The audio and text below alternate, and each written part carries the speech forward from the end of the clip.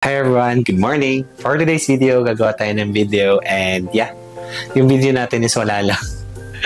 So wala na, naisip ko na may video and yeah, I want na gumawa ng content. Wala lang, kasi may mga vlogger na naman ako napanood na galing. Wala lang, natutuwa lang ako sa kanila. So sabi nila kahit walang nanonood sa'yo, gumawa ka ng video. So yes, yan ang gagawin natin for today's video. So, ang ginagawa natin is nagluluto tayo.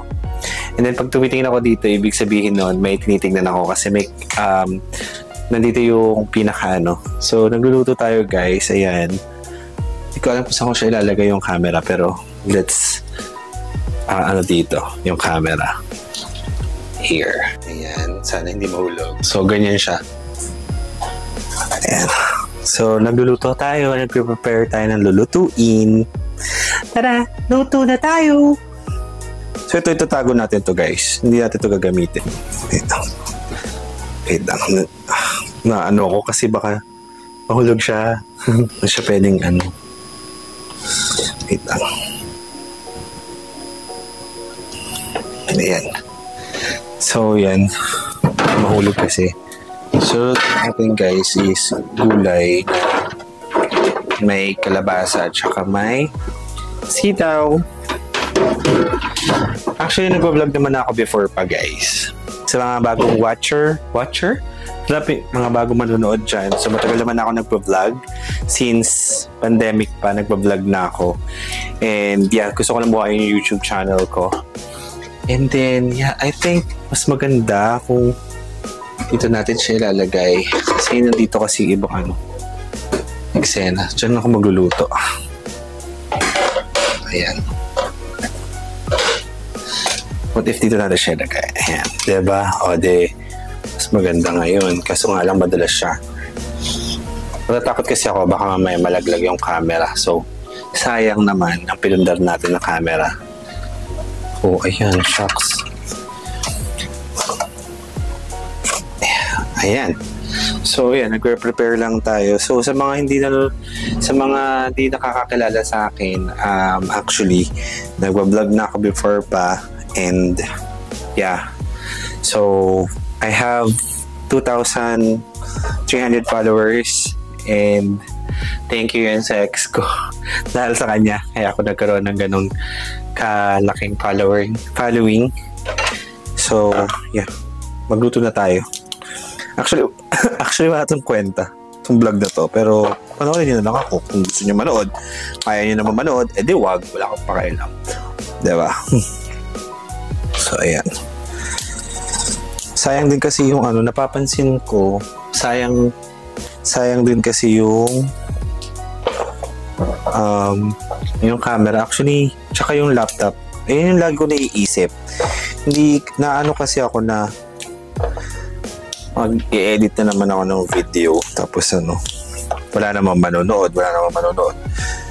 Natuwa lang ako dun sa napanood ko sa YouTube, yung kambal na ni Tony, kasi kahit walang nanonood sa kanila, gawa lang sila ng gawa ng video, and then diba, tapos sumikat sila. And I don't care naman kung hindi naman ako sumikat or hindi, basta gumawa na ng video. Siguro daily vlogs kung ano yung mga ginagawa natin sa buhay natin tuwing morning. And actually, ito kasi wala pa akong tulog. Panggabi kasi ang work ko. So, ang ginagawa ko sa umaga, ito, nagluluto na ng ulam. Para pag nagising si partner, meron na siyang ulam. Ganun. Tsaka yung mga doggy ko, para meron na silang ulam.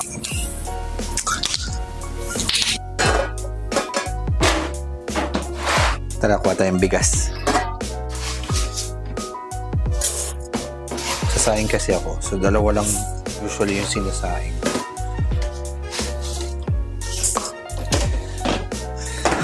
And, yeah, I have a rice here also.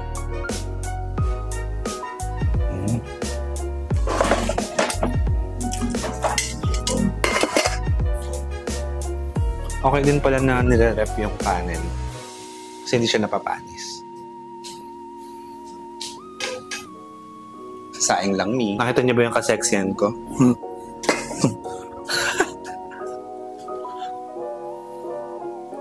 Sasaing lang ako. Ayan. Hindi man siya mahulog. Saing tayo. Lang kasi ito eh. Dito eh. Saing tayo. So, dito natin ito lulutuin.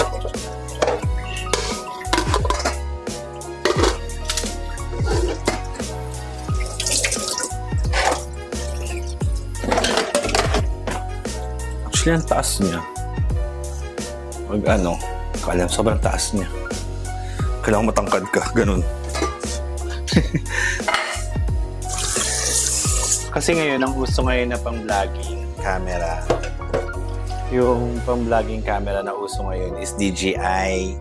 So, yung pang-vlog ko, yung lumang-lumang camera pa, like, as in DSLR na Pero ito yung ginagamit nila Haji pag nag-shoot sila yung Canon N50. So, yan yung gamit ko sa pag-vlog ngayon. So, yeah. I hope it works, di ba?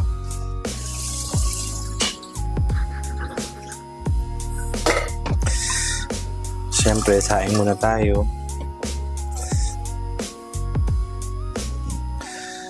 Medyo mahirap kasi yung pag mag-vlog ka, sobrang laki ng camera mo. Pero, wala ka naman choice. Dahil nga, kasi bili mo ng DJI na camera, pambayad mo lang sa mga something mo. Sobrang hirap na sa Pilipinas, grabe. Before okay pa, pero ngayon hindi na. So, kailangan mong isipin mo maigi kung saan mo gagamitin yung pera.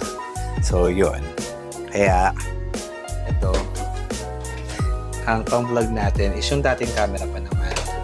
Pero, guys, very naman tong camera ko, maayos to, guys. Pang-pamas to. So, kukunin na natin yung ang init niya, promise.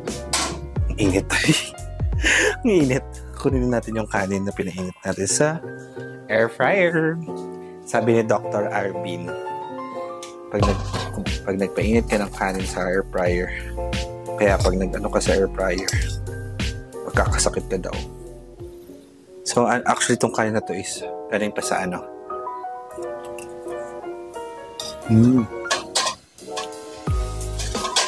init niya. Hindi ko kaya hawakan sa sobrang init.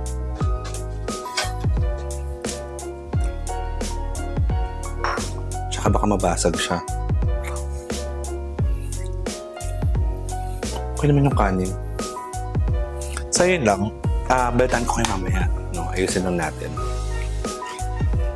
Bye! Alright. So, kinuha ko na yung lagayan. So, basically, nilagyan ko ng water, tapos hinugasan ko yung manok, and then, aanin natin yan, pakukuluan natin siya. So, ganun, isasangkot siya, kumbaga. So, yeah. Sa Saturday ko nalilinisan ulit dito, kasi every Saturday lang kami naglilinis. So, ayan siya. And, yeah, Saturday lang talaga kami nakakapaglinis dahil nga pumapasok kami ng trabaho, guys. Lalo na ako pang gabi ako eh. So, kailangan kong matulog. Kailangan kong mag-asikaso. Diba? So, ayan. Siyempre, while waiting ng pinapakuluan ko doon. So, talagang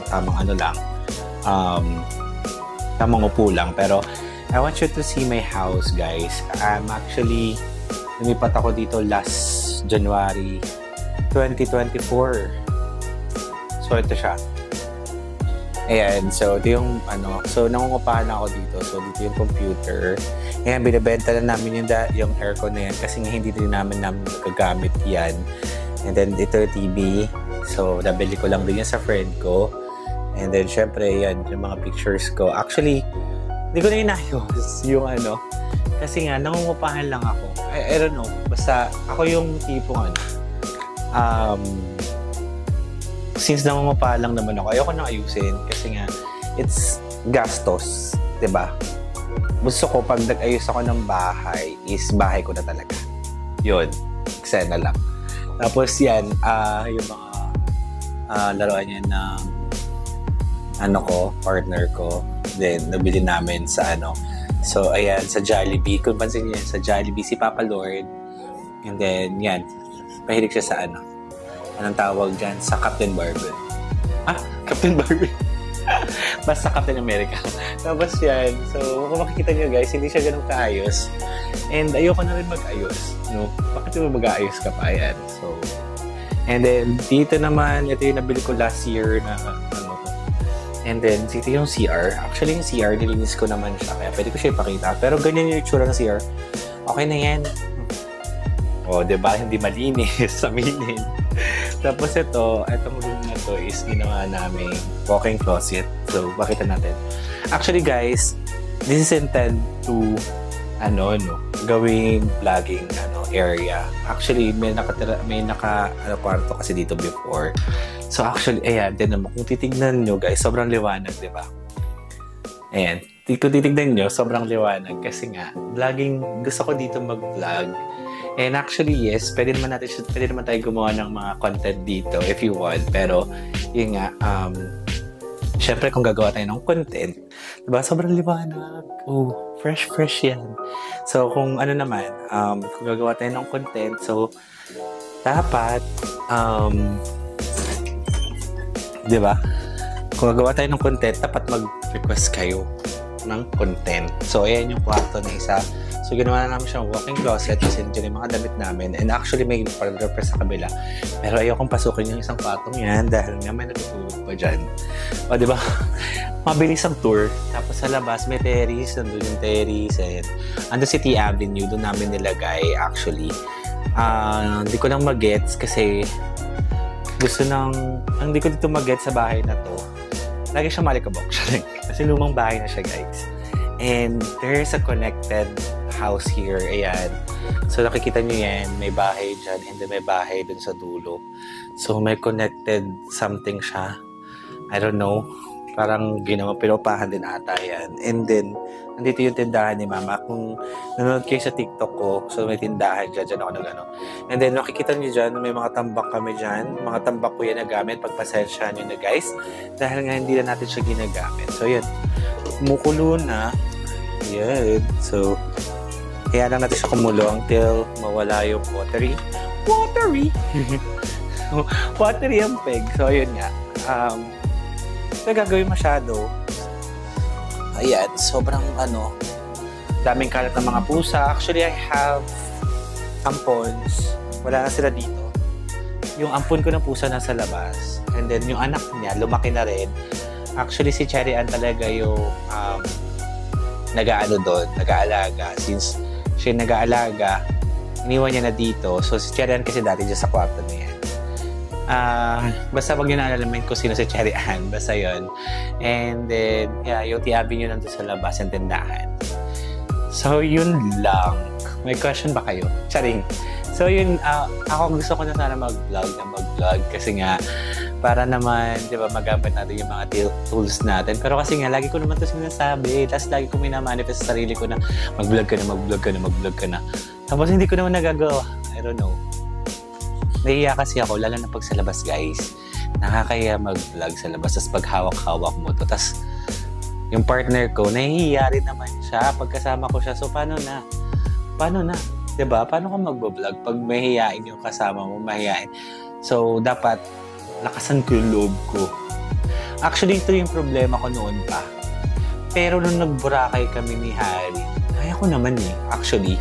Kaya ko naman mag-vlog sa labas. Kaya ko naman yung tipong dire-diretsong vlog. Kasi nga yung Boracay vlog ko, kung makikita nyo sa channel ko, tuloy-tuloy naman siya. Tapos, yun lang. May iya lang ako ngayon. Ngayon lang ulit. Kasi nga, hindi ko alam. Basta nahiya ako Ano gagawin natin? So, ayun lang. I hope you guys watch this video. And kung mahaba naman to, wala kang pakailam. Ikaw ba nagbibideo? Hindi naman ikaw So, yun nga. And actually, itong bahay na to may likod pa eh. Nandun sa pinakalikod doon, saka sa paikot yan. Tapos, itong bahay na to, yung matanda na yung may-ari. Nakita kasi ito ni mama na na paupahan last time. And then sabi ko, okay naman talaga itong bahay kasi medyo malaki naman. And then suddenly, di ba kasi gusto ko yung business ko nandito din. Gusto ng matanda na magdagdag ng upa dahil sa business, which hindi siya sa akin kasi bakit pagdadagdag? Kumbaga, kung hindi naman ako maglalagay ng business dyan, daanan ko pa din yan and tapat talaga siya ng bahay. Diba? So parang, paano nangyaring magiging babayaran mo yan? Paano pag ayaw kong dagdagan, hindi ako makakadaan dyan? Which is park siya ng bahay, ginawa lang namin siyang business. Pero naiintindihan ko naman siguro dahil nga, kumikita, which is pinaganda rin naman namin dyan. Kaso nga lang, yun lang, hindi na nagkakaintindihan. Pero hopefully, maging maayos, diba? So, yun. Dami kong daldal. Maging ba sa akin maging vlogger? So, hopefully, maging bagay na. So, yun lang, guys. And, magluluto pa ako. And then, siguro yung continuation na lang nito sa next vlog na natin. So, yun. Thank you so much, guys. If you want to watch this or if you want to subscribe to my channel or you want to follow me, it's up to you. I don't care kung hindi ka ma-follow. Wala akong pakialam. Thank you so much, guys, for watching. Bye-bye.